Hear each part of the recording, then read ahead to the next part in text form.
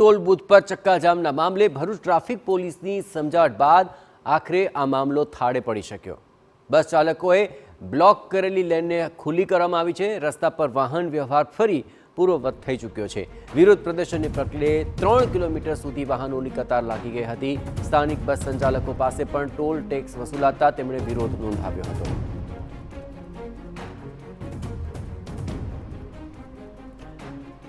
आज सवारे आ तमाम बस संचालकों અહીં પહોંચ્યા હતા અને ઉગ્ર વિરોધ પ્રદર્શન કરતા સ્થાનિક બસ સંચાલકોએ ટોલ બૂથની તમામ લેન બ્લોક કરી દીધી હતી અને ચક્કાજામ સર્જ્યો હતો।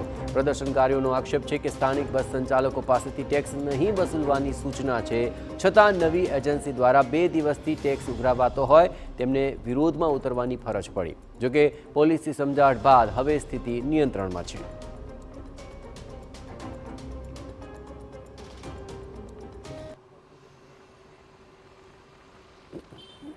ગયા વર્ષે અમે લોકોએ અહીંયા આંદોલન કર્યું હતું અને કલેક્ટરશ્રીએ અને સ્થાનિક ધારાસભ્યોએ આ મામલામાં ધ્યાન દોરી અને પછી અહીં એમને લોકલ લોકોને જે 16 પાસિંગ લોકોને અહીંયાથી ટોલ મુક્તિ આપવામાં આવી હતી। તેમ છતાં આજે 2-3 દિવસ પહેલા જ આ નવી એજન્સી આવી અને સ્થાનિક લોકો પાસેથી ટોલ ઉઘરાવવાનું શરૂ કરી દીધું હતું।